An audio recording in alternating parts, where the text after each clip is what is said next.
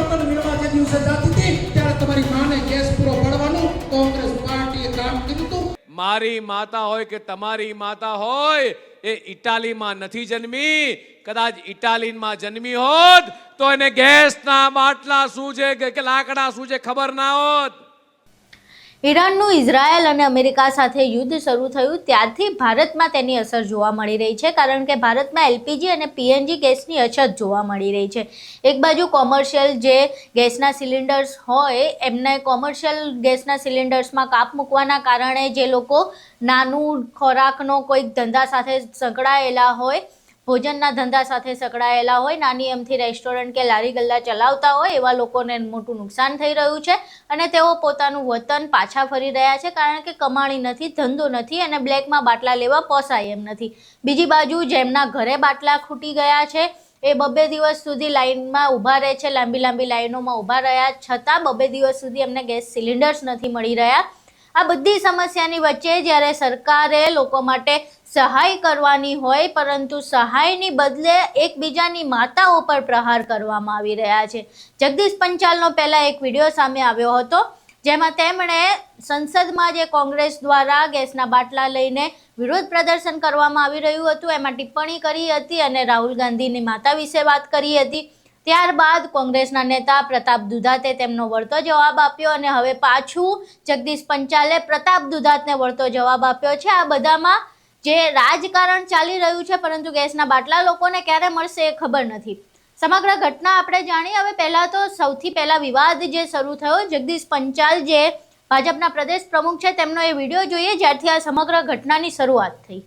અલ્યા ભાઈ, તમે ગેસના બાટલા આલ્યા નહીં, નહીં તમારી દાદીએ આલ્યા, નહીં તમારા દાદાએ આલ્યા, નહીં તમારા બાપાએ બાટલા આલ્યા, નહીં તમે આપ્યા, તો પાર્લામેન્ટની બહાર આ ગેસના બાટલા નહીં થઈ રહ્યા એવી બૂમો પાડો છો।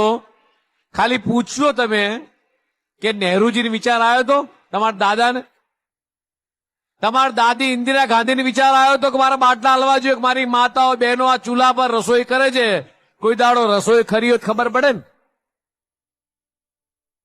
કોઈ દાડો રસોઈ કરી હોય તો ખબર પડે કે ચૂલો કેમ કે ભૂંગળી કેમ મરાય છે એ ખબર નથી। અને બાટલા નથી મળે એની રાડો પાડો છો તો બાટલા આલ્યા કોણે? તો બાટલા આલ્યા છે મોદી સાહેબ ચિંતા કરશે, તમે ચિંતા ના કરશો। આ ગુજરાતની પ્રજાના દેશની 140 કરોડ જનતા ની ચિંતા નરેન્દ્ર મોદી સરકાર કરે છે।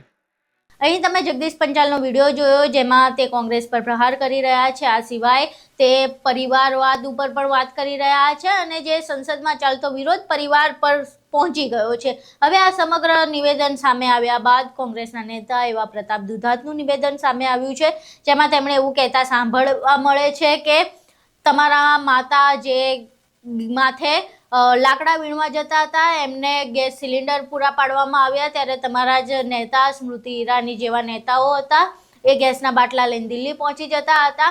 પ્રતાપ દુધાતનું એ નિવેદન સાંભળે જેમાં તે જગદીશ પંચાલના નિવેદનનો વળતો જવાબ આપી રહ્યા છે।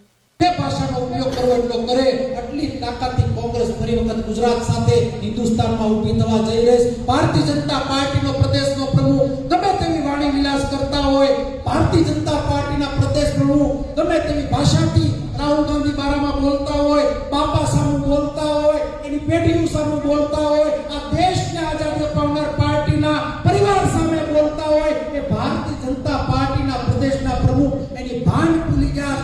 ગેસના બાટલા નથી મળતા તો એના મગજનો બાટલો ફાટી ગયો। પરેશભાઈ, મજા આવે બોલતા પણ હું તમારા મારફત કહેવા માંગુ છું કે ગેસના બાટલા તમારા જન્મ નહોતા થયા તો તમારી માં બળતણ વીણવા જે દિવસે જાતી હતી ત્યારે તમારી માને ગેસ પૂરો પાડવાનું કોંગ્રેસ પાર્ટીએ કામ કર્યું હતું। તે દિવસે તમારી બેન સ્મૃતિબેન ઈરાની છે ને એ ગેસના બાટલા લઈ અને દિલ્હીની બજારમાં આટા મારતા તો હું યાદ અપાવવા માંગુ છું। આ સંગઠનની વાતમાં એટલા માટે હું વાત કરું કે અહીંયા કનુભાઈ ભાઈને યાદ કરાવ્યા, એને વાણી ઉપર કાબુ નથી, એની ભાષા ઉપર કાબુ નથી, એટલે એ ભૂતકાળનો ઇતિહાસી બની ગયો અને એટલે જે ભૂતકાળમાં કાંડ બની ગયો ભવિષ્યનો કાંડ ન બને એની તકેદારી ભારતીય જનતા પાર્ટીના નેતાઓને રાખવી પડશે।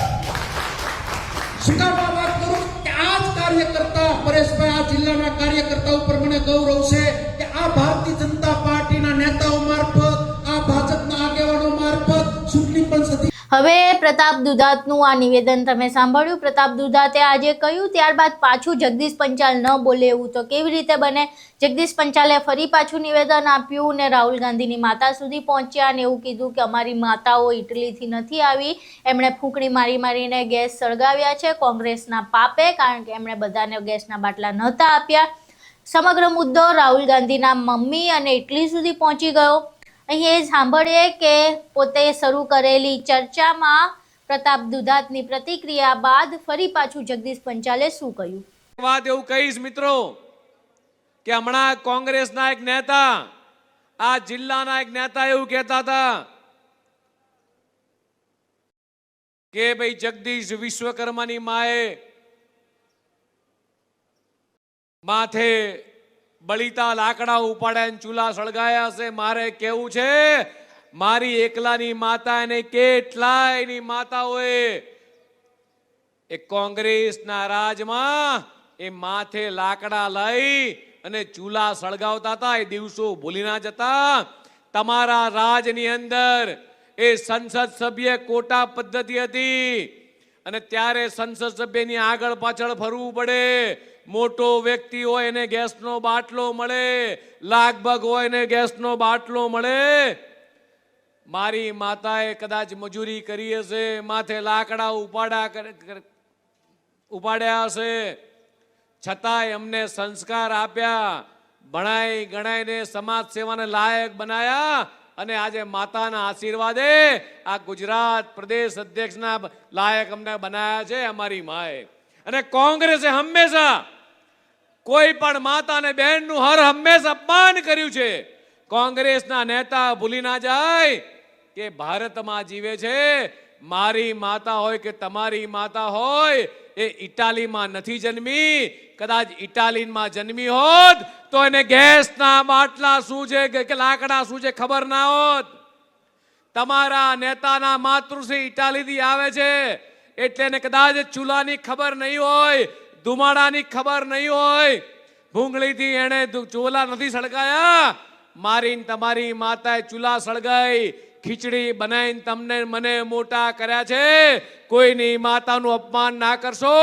મારી આ અમરેલીની પ્રજા કે મારી ગુજરાતની 6.5 કરોડ જનતાએ તમને 30 વર્ષથી એ તમને સેવાથી વંચિત રાખ્યા છે, સત્તાથી વંચિત રાખ્યા છે.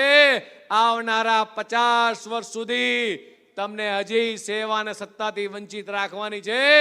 સેવા કદાચ કરી હોય તો ગુજરાતના મુખ્યમંત્રી માન્ય ભૂપેન્દ્રભાઈ પટેલે કરી છે, દેશના યશસ્વી પ્રધાનમંત્રી માન્ય મોદી સાહેબે કરી છે. અને મારે આજે કહેવું છે કે ઉજ્જવલા યોજના અંતર્ગત એ દેશના યશસ્વી. અહીં તમે સાંભળ્યું કે જગદીશ પંચાલે પાછો પ્રતાપ દુધાતને જવાબ આપતા શું કહ્યું. હવે જે સમગ્ર મામલો ગેસ સિલિન્ડરનો છે કે લોકો પરેશાન થઈ રહ્યા છે, લોકોને ગેસ સિલિન્ડર્સ નથી મળી રહ્યા. જે પરપ્રાંતિયો અહીંયા પોતાનું ગુજરાન ચલાવવા આવ્યા છે તેમને કાં તો બહારનું જમવાનું પોસાતું નથી એટલે વતન છોડીને જઈ રહ્યા છે, પોતાના વતન પાછા જઈ રહ્યા છે ગુજરાત છોડીને. બીજી બાજુ કદાચ જે લોકો નાના વેપારીઓ છે, જે નાનું અમથું ભોજન સાથે સંકળાયેલા વ્યવસાય સાથે જોડાયેલા છે, તેમને ગેસ સિલિન્ડર્સ નથી મળી રહ્યા, મળે છે તો બ્લેકમાં એટલા મોંઘા ભાવે મળે છે કે એમને પોસાય એમ નથી. એટલે એ લોકો પણ ગુજરાત છોડીને પોતાના વતન પરત ફરી રહ્યા છે.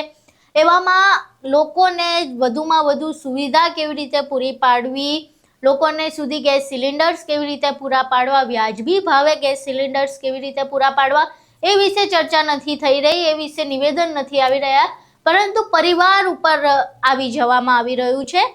જે રાજકારણની સૌથી નીચલી કક્ષા કહી શકાય કે તમે વ્યક્તિ પર પ્રહાર કરતા કરતા તેમની માતા અને પરિવાર સુધી પહોંચી જાઓ છો. આ ખૂબ જ ખરાબ વસ્તુ છે, રાજકારણની ખૂબ જ ખરાબ પાસું જે કહેવાય એ છે. પરંતુ હવે એની તો કોઈને પડી નથી. રાજકારણમાં તો સામ દામ દંડ ભેદ બધું ચાલે છે એટલે આ લોકો ચલાવે છે અને આવા નિવેદનો કદાચ હજુ પાછા સામે આવશે. જગદીશ પંચાલે જેમ પ્રતાપ દુધાતને જવાબ આપ્યો એમ પાછું કદાચ પ્રતાપ દુધાતે જવાબ આપશે. આ રીતની ટીકા ટિપ્પણીઓ ચાલ્યા કરશે, એકબીજાને વળતા જવાબો આપ્યા કરશે અને લોકોને ગેસ ક્યારે મળશે એ ખબર નહીં. સમગ્ર વિડીયો જોયા બાદ તમારું શું માનવું છે? શું આ રાજકીય નેતાઓએ હવે સીધા રસ્તે પાછું જવાની જરૂર છે? કારણ કે જે ઓરિજિનલ સમસ્યા છે, જે હકીકતમાં મુદ્દો છે, એના પર વાત નથી કરવામાં આવી રહી અને એકબીજાના પરિવાર અને માતા ઉપર વાત જઈ રહી છે. ત્યારે આ સમગ્ર મામલે તમારું શું મંતવ્ય છે? તમારું મંતવ્ય અમને કોમેન્ટ બોક્સમાં જરૂર જણાવજો.